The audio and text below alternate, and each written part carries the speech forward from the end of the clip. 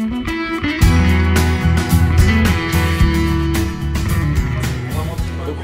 j'ai regardé un petit peu le flyer que tu m'avais envoyé, il s'appelle DD. Voilà, c'est ça, oui. Ça. Voilà. C'est un tour du comment vivre avec le numérique, ou c'est plus large que ça? Alors oui, effectivement, c'est mieux vivre avec le numérique, et dans l'esprit, c'était de se dire, finalement, ce sujet, on le traite jamais, ou plus tard, et si une fois par mois, on se donnait rendez-vous avec nous-mêmes ou avec le numérique, pour réfléchir à nos usages. Ça peut être sur le domaine de la santé, de la sécurité numérique, ça peut être sur le domaine de l'équilibre des temps. Et en fait, j'ai proposé, chaque mois, il y a une thématique que chacun peut aborder à sa manière, reliée ou pas à des événements qui existent. Par exemple, le 8 mars, c'est la Journée mondiale des femmes, et le ministère de la Femme a fait quelque chose sur les équilibres de temps de travail. Et moi, j'avais fait la table des 10 lois du temps et du numérique, qui nous invite à se dire, tiens, il ne faut pas que je travaille en multitâche, il faut que je respecte les cycles circadiens, c'est-à-dire le sommeil. Donc le 8 mars, c'est relié à ça. Le 8 juin, c'est un clin d'œil au discours de la méthode de Descartes, puisqu'il a été publié pour la première fois un 8 juin. Le 8 août, c'est la date anniversaire du droit à la déconnexion, etc. Et à partir de là, ce rendez-vous avec soi-même ou avec les autres, dans l'esprit, c'est surtout créer une animation. Alors je peux décliner, ça peut être en classe, se dire tiens, je suis professeur. Vous savez qu'on entend parler de vouloir supprimer les smartphones au lycée, et on s'est rendu compte que la loi existe depuis 10 ans. Donc c'est pas créer une loi qui est important, c'est à un moment donné commencer à partager, à discuter. Au moins si on sait qu'elle existe, peut-être qu'on a une chance de l'appliquer, si on considère qu'elle est pertinente. Mais pour moi, l'idée d'interdire, si en amont il n'y a pas une sensibilisation, et si en amont on ne sait pas pourquoi on se prive de quelque chose, on a conscience de se priver de quoi que ce soit. Enfin, la vie doit être sympa. Donc, l'idée de ces journées, c'est de me dire, une fois par mois, ça crée un rythme. Si on le loupe un mois, c'est pas grave, on l'aura le mois d'après. Et alors, le 8, je l'avais posé comme ça le jour où je me suis rendu compte que le 8 août était sorti le droit à la déconnexion, que ça faisait sens par rapport à ce que je voyais. Et je m'étais dit, je vais créer un code qu'ensuite chacun interprétera à sa manière comme il le veut. Et dans les propositions d'interprétation, il y a par exemple DDD comme Digital Detox Day, mais ça peut être aussi le droit à la déconnexion discerné, ou comme on m'a souvent posé la question, mais que peut-on faire pour être obtenir de meilleurs usages du numérique, être plus raccord avec une vie saine, équilibrée, un peu intelligente. J'avais trouvé ce slogan qui était « Découvrir, discerner, démarrer ». Alors découvrir où j'en suis moi-même, il existe des tas d'autotests, aussi bien si je suis simplement hyper connecté, est-ce que je suis trop connecté, des autotests si je suis au travail, est-ce que je ne souffre pas d'un stress numérique par exemple, qui peut devenir chronique. Et si ça devient une addiction numérique, ça doit être relié à un usage, à une pratique donnée, c'est-à-dire la cyberpornographie par exemple, ou les réseaux sociaux, ou le jeu d'argent, ou les jeux en ligne. C'est-à-dire que si vous êtes 5 heures par jour sur le numérique, mais que vous jouez à chacun de ces éléments-là, c'est la vie. Il faut trouver les bons seuils. Je vais vous donner un exemple. Si votre seule préoccupation, c'est qui m'a appelé, il faut que je fasse un selfie pour avoir le nombre de likes, et puis j'ai pas assez d'amis, et que tout se met à tourner autour de ça, que vous êtes comme les enfants. Maintenant, on a découvert que 10% des enfants programment leur smartphone la nuit pour voir s'ils n'ont pas de message. Vous comprenez bien que vous êtes en train de faire deux choses. D'une part, faire ce qu'on nomme en addiction de la centration, je ne pense plus qu'à ça. Et d'autre part, vous cassez vos rythmes de vie et vous abîmez ensuite petit à petit votre sommeil ou des choses comme ça. Alors le livre, donc, Pousse mieux vivre avec le numérique, en fait, avait été écrit dans le contexte suivant. C'est que je devais faire une mission dans une entreprise qui se posait la question des usages excessifs liés au numérique. Et pour vous expliquer le sens que ça a par rapport à moi, c'est que j'en suis à ma 3e vie, si j'ose dire. La première, j'étais jeune directeur marketing de groupe numérique. J'ai fait la communication d'agence de com digital, par exemple, qui a fait la com de la fédération multimédia de la Fédération mondiale des échecs. Donc j'étais un grand communicant du monde du numérique. Ensuite, ça a été plus compliqué puisque j'étais alcoolodépendant pendant une dizaine d'années. Et quand j'en suis ressorti, j'ai repris des études. J'ai fait un diplôme d'études supérieures universitaires de prise en charge des addictions. Suite à un dîner où une amie me disait « Mais tu essayes tellement d'aider les gens, tu communiques tellement bien, puis des communicants de ton niveau qui acceptent de parler de la problématique de la dépendance, il n'y en a pas, tu devrais en faire ton nouveau métier, ce sera un nouveau sens à ta vie. » Et juste à un moment, c'est à la cinquantaine, ça cadrait bien. Et puis effectivement, très, très vite, je me suis rendu compte que j'étais fait pour ça, que ça me passionnait. Et dans cette première mission d'entreprise, le DRH m'avait dit, mais on est en train d'utiliser de manière excessive et abusive le numérique. Vous êtes un spécialiste des comportements numériques d'une part, mais en plus, vous venez du monde du numérique, donc vous saurez peut-être décoder ce qui se passe. Alors, il ne s'agissait pas, en fait, je me suis rendu compte d'addiction, mais j'ai découvert qu'il y avait une véritable problématique de stress numérique qui est très en lien avec les addictions, puisqu'en fait, ce sont les mêmes neuromédiateurs qui s'activent, notamment l'adrénaline, la noradrénaline, ces composants-là. Et quand on dit on se shoot à l'adrénaline, il est vrai que quand on se met en surexcitation permanente, quand à un moment donné on n'en a plus, on en a de nouveaux besoins. On parle des shootés des médias, par exemple.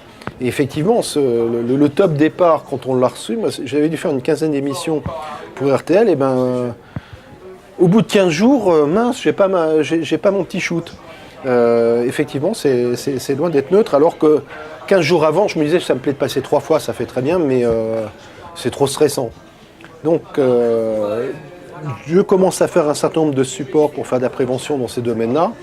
Et puis à un moment donné, j'avais plus de 1000 diapositives PowerPoint sur tous les sujets, la santé physique, la santé mentale, les problématiques que j'évoque là, liées aux neuromédiateurs, etc. Et un beau jour, je me dis, tiens, pourquoi je ne ferais pas un livre ?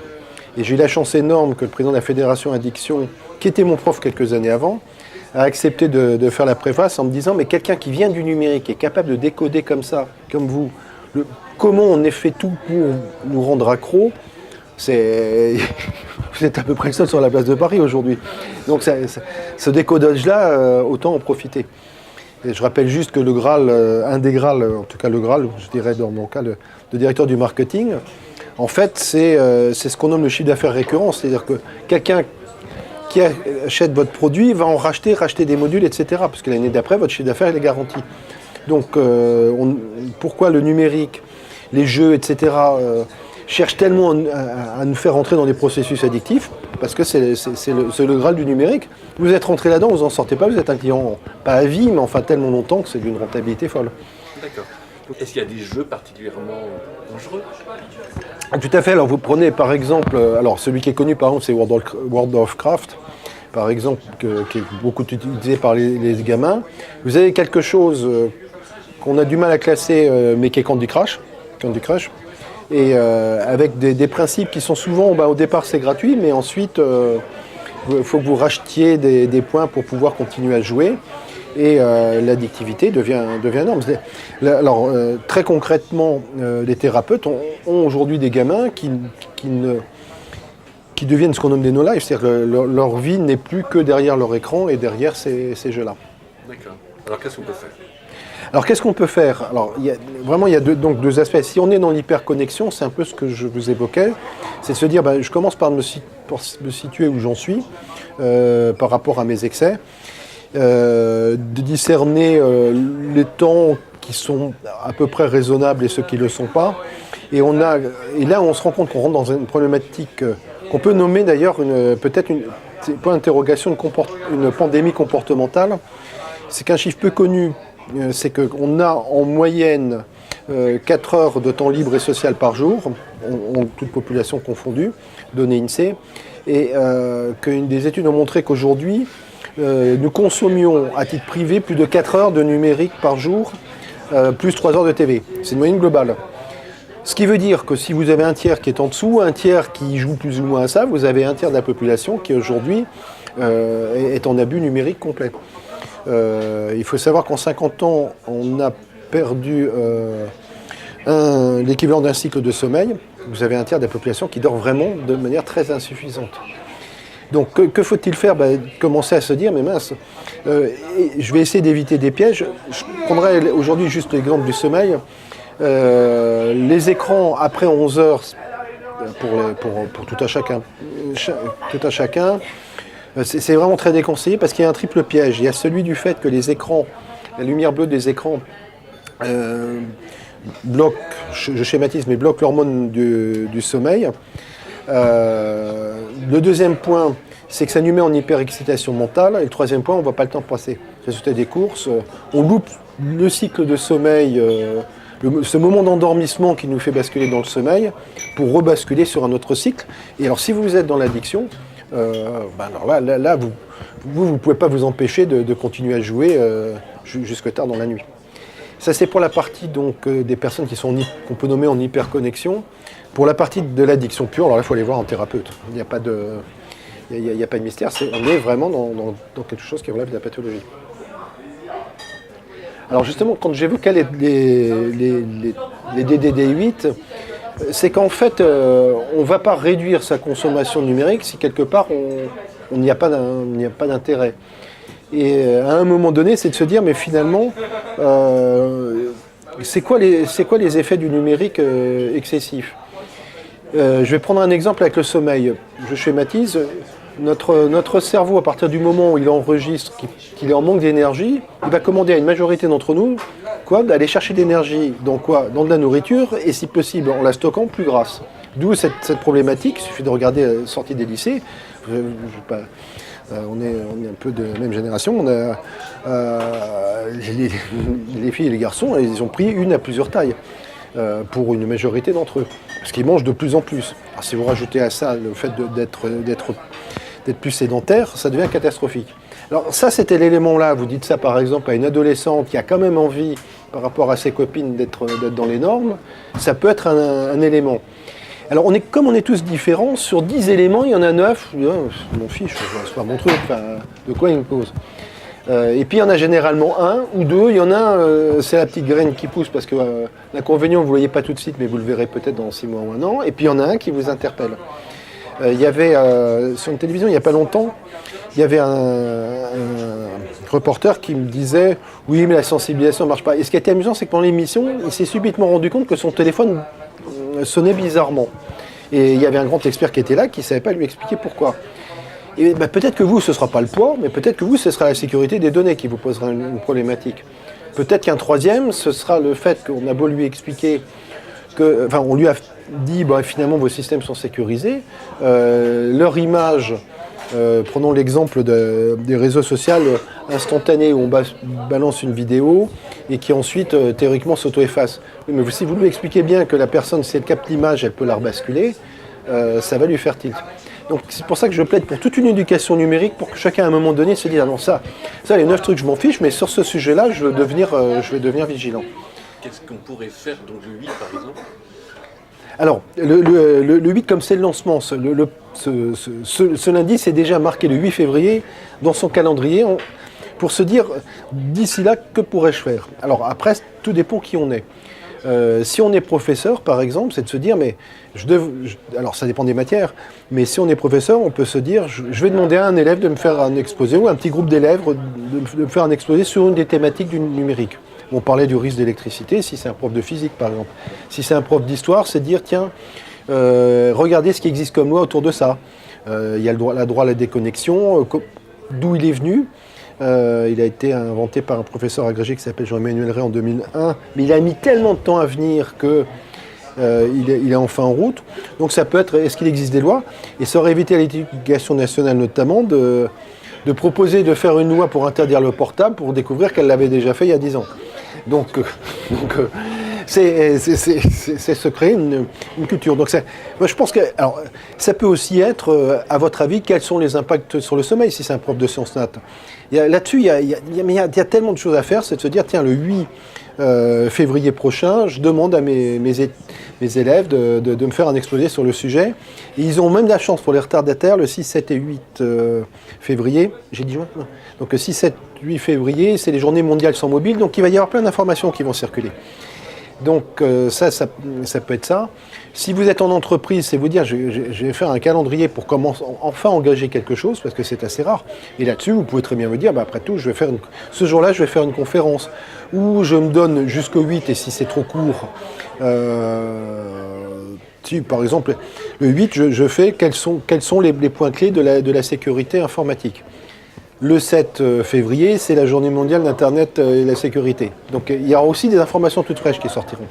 Donc dès qu'on a un peu d'imagination, on se dit je bloque ma date et puis le 8, il faut que j'ai fait quelque chose. Alors si j'ai rien fait, j'ai rien fait à titre de prof, d'entrepreneur, etc., je peux décider même que je vais faire le 8 de chaque mois un dîner.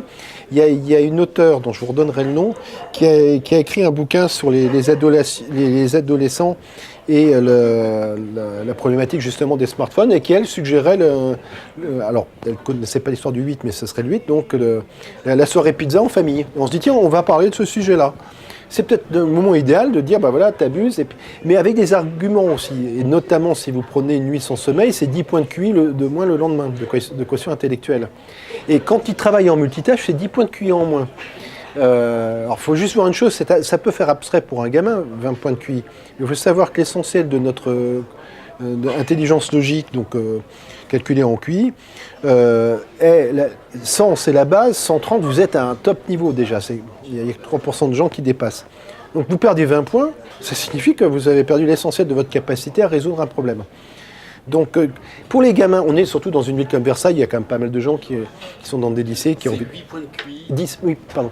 Chaque fois qu'on fait un truc alors, le jour. Alors le lendemain d'une nuit sans sommeil, on travaille. Mais ça revient après. Ça revient après, mais on commence à en être moins sûr. C'est-à-dire que si on retient ça, on est certain que de toute façon, le reste, je reste un peu prudent parce qu'il semblerait que, à force de diminuer notre cerveau, ça finit par avoir un impact. Mais comme je donne que des chiffres, donc je veux pas. Je ne vais pas rentrer après dans des débats, je resterai là-dessus.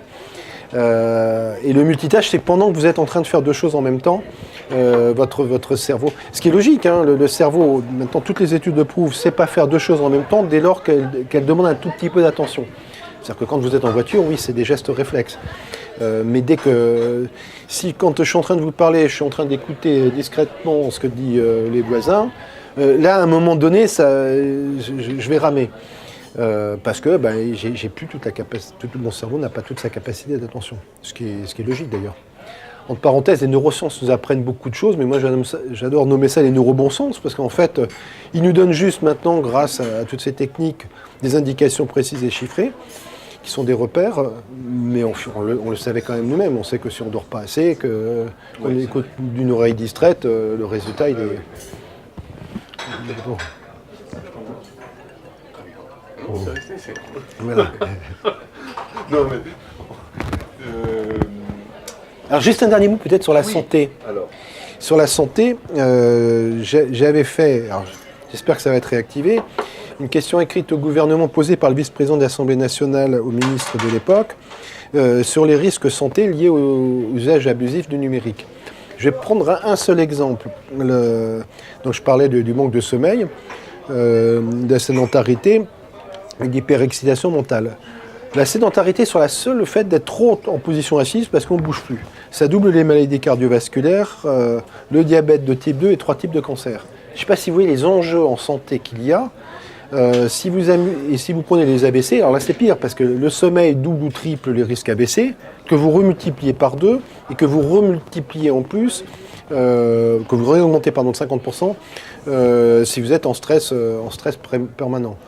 Alors il faut effectivement 10 ans pour que tout ça se détériore, sauf si on a une vulnérabilité et on paye cash. Mais vous voyez où on va aller. Enfin, on avait estimé 45 000 décès prématurés par an, ça n'a pas fait une ligne dans les journaux à l'époque.